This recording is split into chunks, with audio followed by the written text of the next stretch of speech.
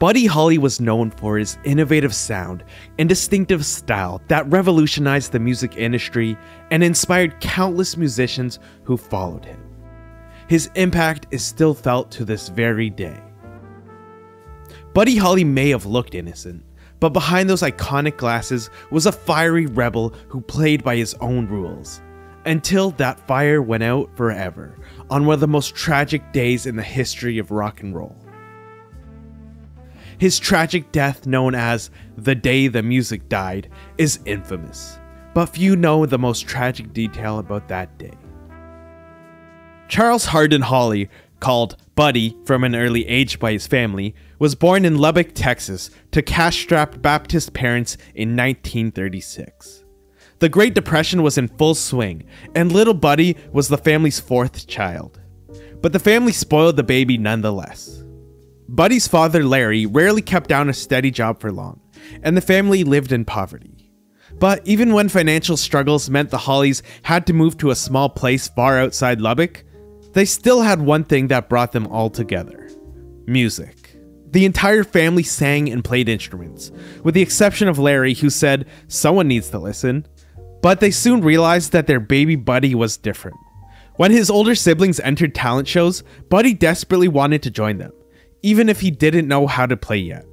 Once, to humor him, his older brothers let him join them on stage with a violin, but only after they'd greased the bow so it wouldn't make a sound. Buddy Holly grew up getting into trouble with his much older teenage brothers. When he became a teenager himself, he took this to the next level.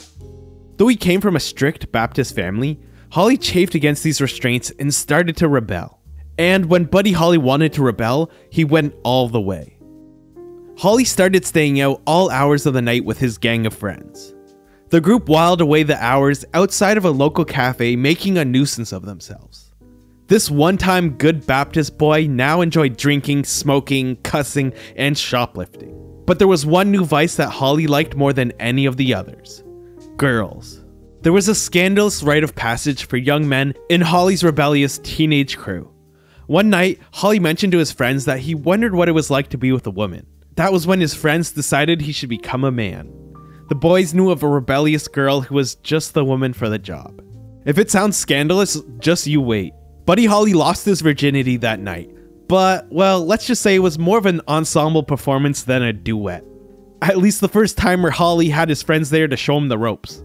From there, he jumped from one girl to the next. That is, until he met Echo Elaine McGuire. Echo was the polar opposite of the girls Holly had been running with. She was pretty, pious, respectable, and came from a well-off middle-class family. Soon, she and Holly were going steady, but she didn't realize he was keeping a disturbing secret. Echo McGuire was a good Christian girl, and that meant no doing the dirty before marriage. The teenage Holly was about as randy as a boy could get, but he respected his girlfriend's wishes. What he didn't tell her, however, was that after he dropped her off at home, he went to his old hangouts to find easy girls who would do what she wouldn't. But it gets even worse. While Holly was dating McGuire, he also had a side piece who went to the same school as them. Though it has never been confirmed for sure, some sources believe that Holly actually got this mystery girl pregnant. Allegedly, her family left town in disgrace, and Holly never saw her again, nor did he meet his child. Buddy Holly's high school years were wild, but it was about to get a lot crazier. He picked up the guitar after his brother brought one back from World War II. He quickly realized that he was good at it, and it provided a distraction from the girls and the partying. Then one day, he saw something that changed his life forever. Buddy Holly went to see the King. This was 1955, and music was about to change because of one man, Elvis Presley. When the King of Rock and Roll performed in Lubbock, Holly was there to witness the spectacle. The show helped him make a decision he'd been mulling over. He was going to make a career in music, and he got off to a running start. Holly mostly played country music before, but after seeing Presley, he started to move towards rock and roll. He brought two of his friends into his band, and soon the three-piece was opening for the King across Texas. By January 1956, they were recording with Decca Records as Buddy Holly and the Two Tones. The label misspelled Holly and the typos stuck. Everything was going his way, but he was in for some bad news. Holly hated his first recordings because Decca wouldn't give him creative control. Even worse, the records didn't exactly set the world on fire, and Decca refused to renew his contract. That was bad enough, but that wasn't the worst part. They also told him he couldn't record his songs for anyone else for the next 5 years. But that wasn't going to stop him. Decca tried to handcuff him, but Holly proved slippery. He teamed up with successful music producer Norman Petty and recorded a new track, That'll Be the Day. Buddy enjoyed the creative control he craved, but I doubt he even realized how much he knocked it out of the park. That'll Be the Day shot to the top of the charts and made Buddy Holly a household name almost overnight. He appeared on Dick Clark's American Bandstand, then released a follow-up single, Peggy Sue, to similar acclaim. Holly was on top of the world, but not everything was going his way. Buddy Holly and his bandmates returned to Lubbock as rock stars, but life had carried on without them. Upon his return, Holly learned that his girlfriend, Echo McGuire, had dumped him for a new boy at college. The rejection must have stung, but it paved the way for Holly to find true love. One day, Buddy Holly took a meeting at Pierce Southern Records, but as soon as he stepped into the office, something or someone caught his eye. Maria Elena Santiago was the office's receptionist, and for Holly, it was love at first sight. Holly asked Santiago out on a date before he left the office that day. If you think that's working fast, you haven't seen anything yet. He ended up proposing marriage on their very first date. Apparently his youthful rock star charm worked, because Santiago said yes, and they were married within 2 months of meeting. It seemed like a fairy tale love story. Sadly, neither of them realized this was actually a tragedy. Their days were numbered from the very beginning. If you think Holly proposing marriage on the first date is shocking, how do you think his manager felt? Norman Petty, the producer who worked on That'll Be the Day, had taken over managerial duties for Holly. He was furious with his new client, for a truly ridiculous reason.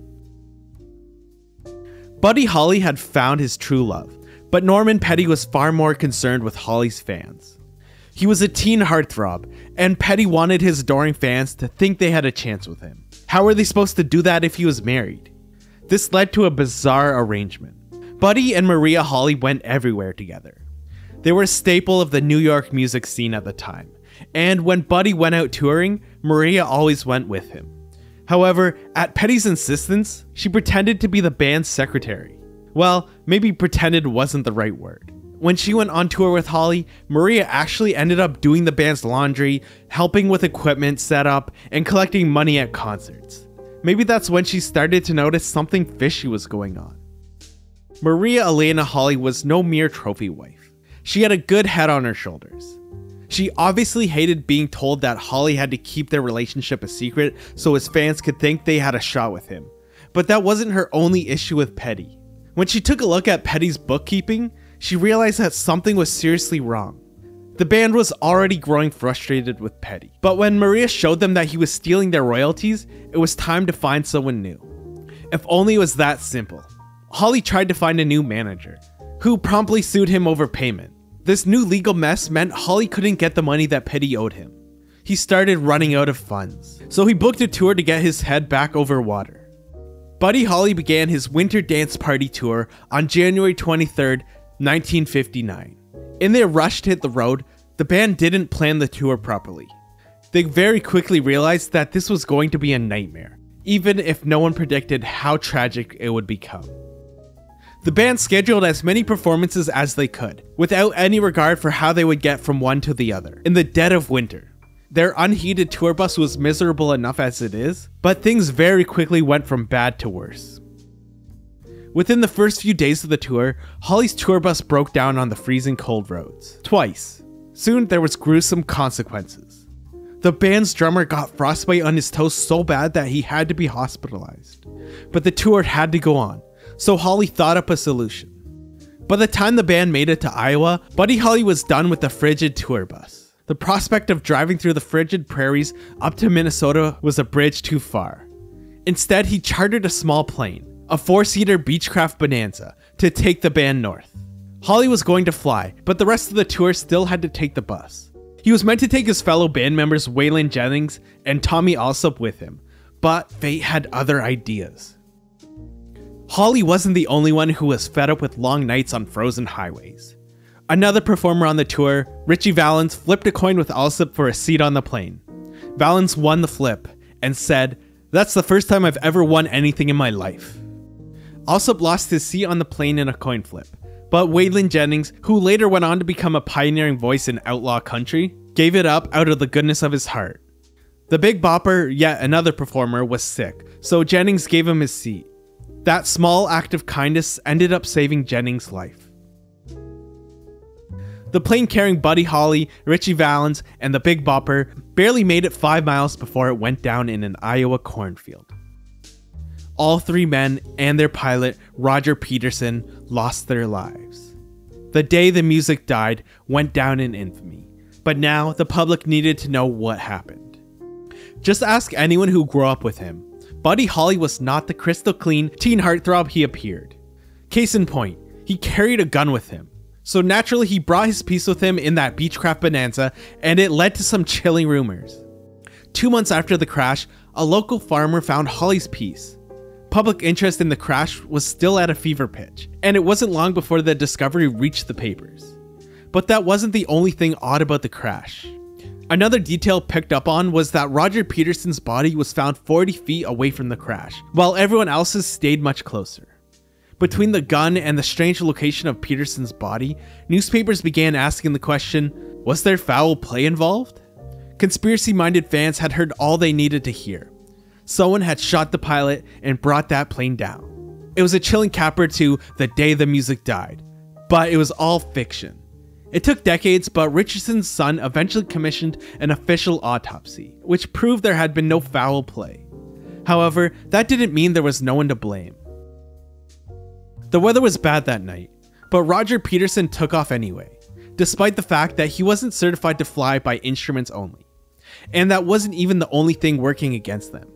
The plane had an updated gyroscope that likely worked different than what Peterson would have been used to. The way this new model worked, Peterson might have thought they were climbing when they were really descending straight into the Iowan cornfield. But in the end, the explanation might be even simpler.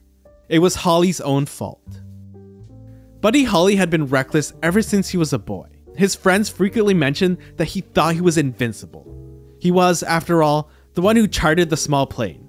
He also, at the very least, raised no objections to taking off in inclement weather. Holly's wife seemed to think that his recklessness played a factor, and that was something his wife blamed herself for the rest of her life. Maria Elena Holly met Buddy in June, married him in August, and became a widow before the year was out.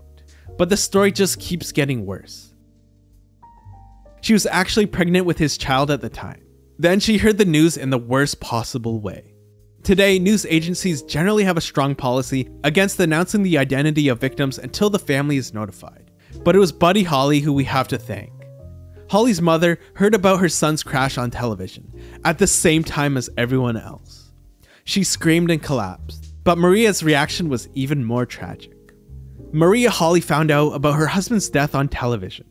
In the shock of the moment, she suffered a miscarriage.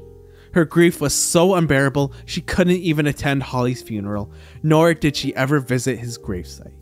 Years later, she gave an interview that explained why. Maria Holly was Buddy's better half. They spent nearly every moment together, and Maria helped manage his career. However, the pregnant Maria hadn't felt well enough to join him on the winter dance party tour. It was the only time I wasn't with him, and I blame myself because I know that if only I had gone along, Buddy never would have gotten into that plane. Despite the churning of the rumor mill, authorities eventually deemed the plane crash was a simple, unfortunate, and tragic accident. But one piece of the puzzle was still missing. What had happened to Holly's iconic glasses? Well, they were in for a saga of their own. Buddy Holly's glasses would have been one of the most sought after pieces of rock memorabilia, if anyone could find them. They remained missing for over 20 years until a local sheriff found them in a box in the local courthouse. It turned out a local found them after the snow melted and handed them to the local sheriff's office, who simply shoved them in a box and forgot about them. But the story of the glasses doesn't end there. As if Holly's death didn't hurt enough, his wife and family had to dig up those old wounds 20 years later, all over a pair of glasses. The glasses belonged to Maria, but Holly's parents fought her in court over them for an entire year. Finally, the glasses were returned to Maria. Today, you can see them on display at the Buddy Holly Center, a site dedicated to preserving his legacy in his hometown of Lubbock, Texas. Thank you so much for watching. If you liked the video, leave a like, consider subscribing, and we'll see you next time.